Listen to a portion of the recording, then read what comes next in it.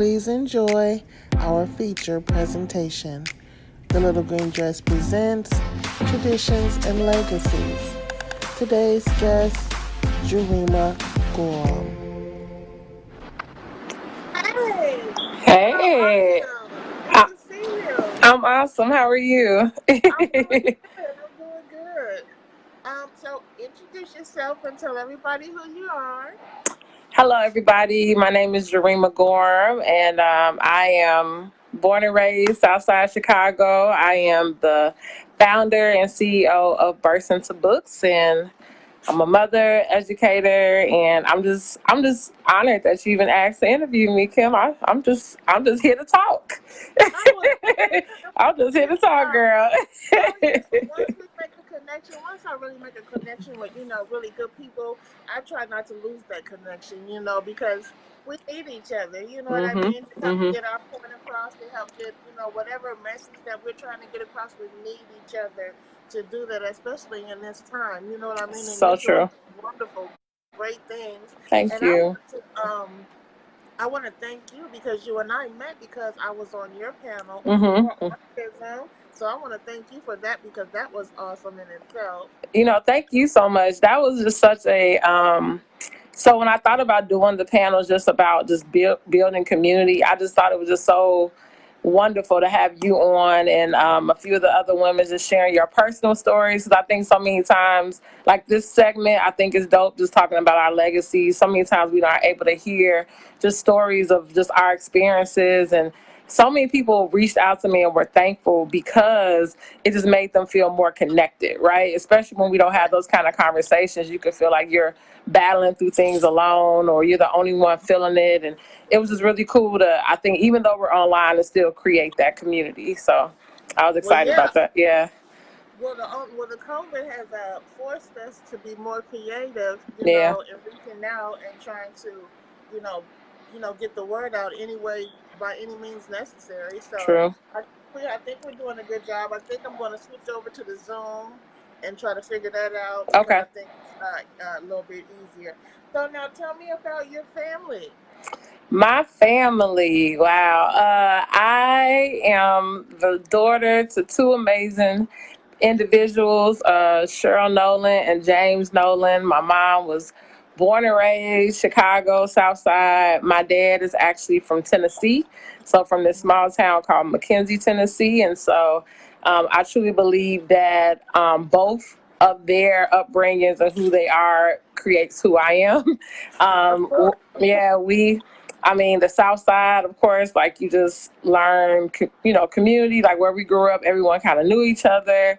You also learn that grit, you know what I mean? How to, be able to stay on your toes. And however, going down south, I would go down south every summer. So I actually miss that now. We used to, Okay. every summer, me and my brother, we would stay at least 2 weeks with my grandmother and my cousins. And it was just such a fresh breath of fresh air, if I would say the least, Right. because I feel Right. like being in Chicago, you always were kind of like on your guards. And, even though we had community, you were still kind of like, I'm in the city. Silent. Whereas when you're down south, it was just so welcoming. Everyone's love and open doors. Yeah.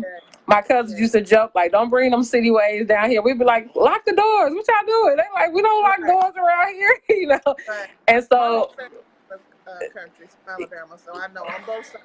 yeah, so it was just so refreshing to just be down there. You kind of feel like you were able to let your hair down, and it actually was a cultural shift, to be honest. Like being there for 2 weeks and then coming back to Chicago, and even when my family would visit up here, because they would come up here often, they would be like, "Oh wow, this is just different." So I mean, I've been blessed to be able to experience and grow up on both the city side and the down south southern hospitality side as well. Yeah, okay. So that means you well rounded. I feel like I'm well rounded myself, being hmm that my whole family on both sides, my father and my mother is from Alabama. Mm. We took trips to Alabama. I don't know if it was every summer, but we went down there a lot. Mhm. Mhm. My grandmother did that one time when I was really young. She Okay. didn't have running water in her house, so Oh wow. right. That's what type of country. And I'm like really pumping the water Right, from the right, well, like right.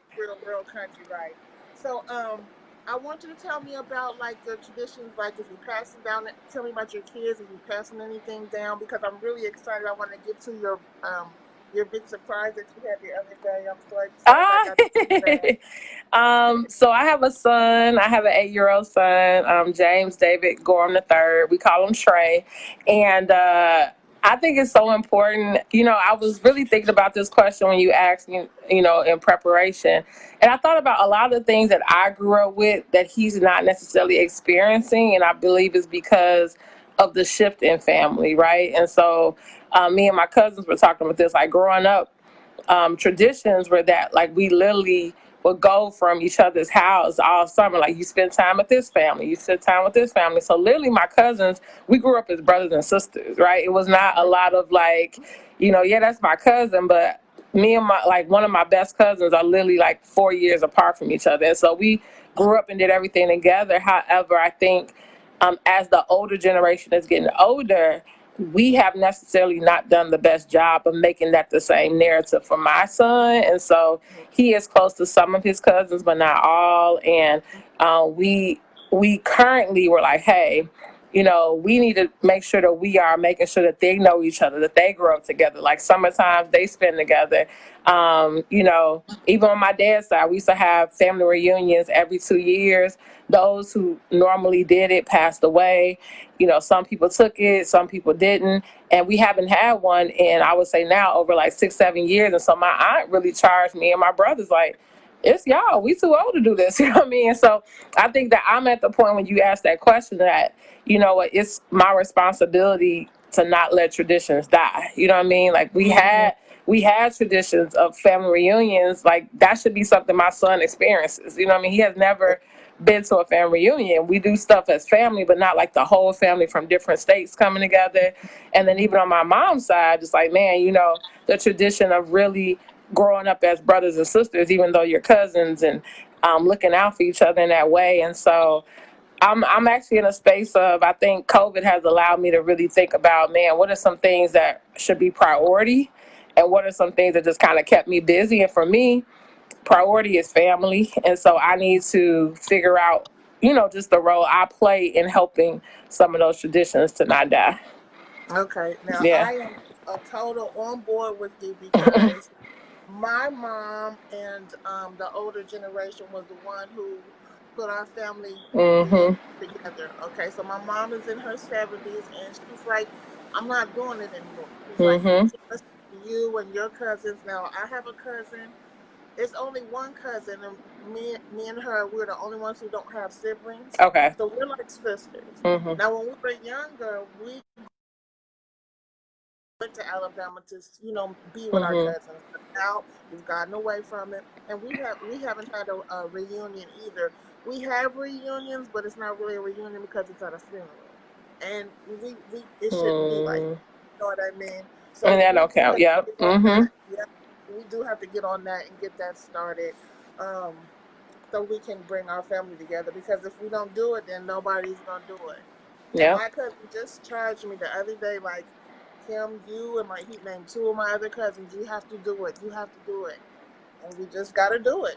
And even you saying that, I think it's just so applicable to so many spaces. So if we don't do things in our families, like it dies out. But then also, what also happens, our kids don't know what it looks like, and they Exactly. can't, and we can't be mad if they don't necessarily look at family as this close bond, or even things like, I'm a teacher, so like certain things that were just a part of just our culture, as far as like our village, our community, that aren't like block club parties and all Yeah. these things. If Yeah. they start to die out, then we can't be shocked why our kids don't necessarily look at our communities as the same type of family oriented. Guess what? We don't even create spaces for that Right. to happen. And so I think that that's been a charge for me. Like we could look at, kids, I could look at my son and be like, man, you don't know their name? I'm like, well, how often have they met them to remember their name? You know what I mean? So, Exactly. so what have I done to, kind of add to maybe the problem that I'm saying is happening? And like you said, I love the fact that you also are thinking about ways you can continue. But those have been the things I'm thinking about, like family doesn't just, someone doesn't become family just because you say that they're family. People become Right. family because of time spent in relationships Mm-hmm. and things like that. And so if we don't create those kind of spaces, we can't be shocked when our families don't necessarily function in the way we think families supposed to function. Right. And I really Mhm. feel like the traditions, make up who we are and Mhm. make up who the kids are. So when they get in that circle time and they say, "Can you tell me a little bit about your family and what do you do?" Mhm. Mhm. So we have to be teaching them so they can know what to say. So they can say, maybe one of those West Indian children. We have to be all included. You know what I'm saying? Exactly. And one of those kids will say, why you have that little dot on your. And that little girl should be able to tell Mhm. why that's Mhm. there because that's her culture, that's her heritage, that's her history. Yep. You know, and so it's really important for us to do the same thing. So now let me tell me about your project first, and then I'll ask you the legacy question. Oh, so Tell everybody. so I am. You talking about my building? That's what you talking about? Yes, I like my project. So yeah. yeah, so I am just so ecstatic. It's like really been a dream come true. So I started my nonprofit August of 2018, and I started out of my school, and I've been grateful for the support of my principal and people that's been around and just allowed me to use their spaces. But I always dreamed of having our own because when it's your own, you can do what you want, right? Like when you're in other spaces, you're still kind of limited on your, What they what you can say you do. You know what I mean? What they can do, and they can cancel. And so I always had that in the back of my mind. And God just really opened an opportunity for us. Started last year, October 29th. I mean, October 2019. So literally this has been like over a 6 month thing. And so I was so ecstatic that I can announce that on Thursday, I closed on my commercial building for Verse into Books. I'm so excited.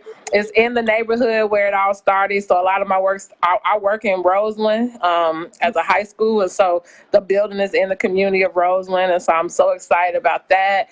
It's just really been a dream come true for me to work where I serve and to continue to just kind of add to community. So yes, it's a huge building. So much is I'm gonna so happen. I'm proud of so you, Black woman. excited. I'm so Yes, excited about what's gonna happen in that space. So more to come, y'all. More to come. I know that's right. Okay, now tell me exactly what will you do in that space? Yeah, so my organization focuses on literacy education, right? And so in that we do family and community programming. So out of that space, I already do September through May. We do monthly book club sessions. So book club sessions. We're kicking off our tutoring program this summer, so tutoring will be there. I also am going to get connected to some schools around there, so I'm going to offer after school programming.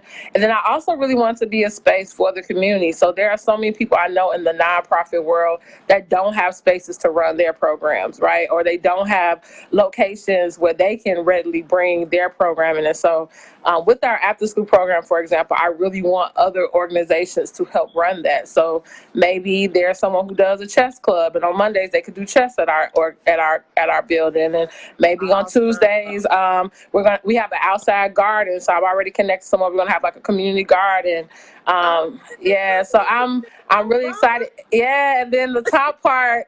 Went in with a partner, and it's called 1921 Incubator and Co-working Space. So after Black Wall Street, 1921. So we're actually going to have the top part of my building is a co-working space and incubator for Black-owned businesses and for business overall, but primarily trying to help people of color. Just because, again, having that backing and support on having you launch your businesses. So Mhm. I'm super That excited to be able to help other organizations and also continue to educate children when it comes to literacy. So that is so awesome. I am yeah, so proud of you. When I thank saw that building, you. you know what I thought of, and What this you thought of, I, girl? Tell I me. thought of. I don't know if you saw the Madam C.J. Walker thing Yeah, that was yeah, at yeah. Her factory. Yeah, yeah, yeah. had that building and she had that space and they came in there, barbers came in there, the grocery stores in there, but she owned that on the corner just like you. Mhm, mhm. Yeah. And she was able to provide that service. So look at I you. love it. You you Look you at you claiming you. stuff for me, millionaire. I feel Yeah. you talking about that CJ Walker. I am good all the time. You are on your Awesome. time. Thank And you you. helping other people, so that's you know it's just going to build and it's going to grow, and you starting from the bottom and just watering it. That's going to be so awesome. And I'm going to be watching. I'm Thank watching the you. whole Thank time. you. Yes, Thank I you so will. much. All right, now let me ask you this legacy question, and then I'll let you go. Okay. So the legacy question is, if you were to leave this earth Mm. today, what would your legacy? What would your legacy be? What would you want to leave? Did you freeze, girl? She froze too. Oh my God. She gonna unfreeze in a minute.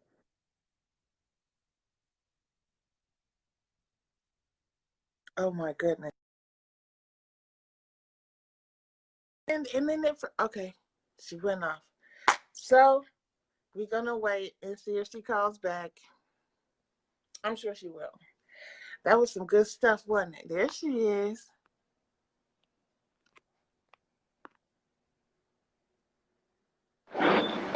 Hi. Hey, hey. someone called and messed me up. I was like, no. Yeah, I did hear the question. So what would my legacy be? I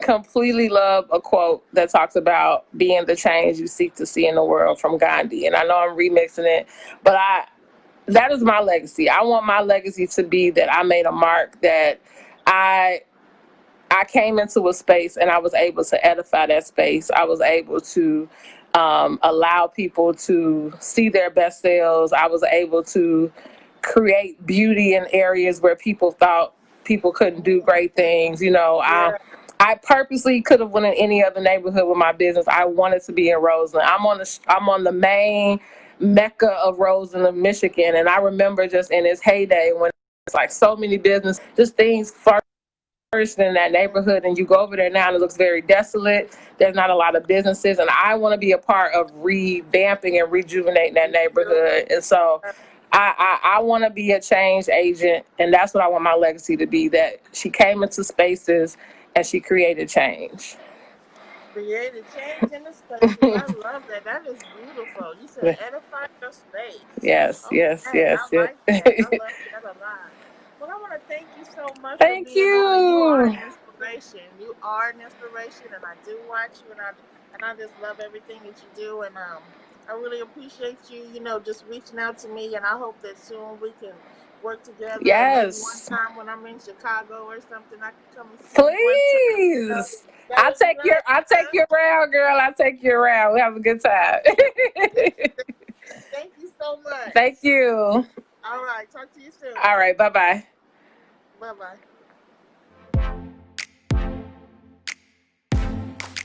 So much for watching. Please like and share the Little Green Dress Presents Traditions and Legacies. Also, click and subscribe to the YouTube channel.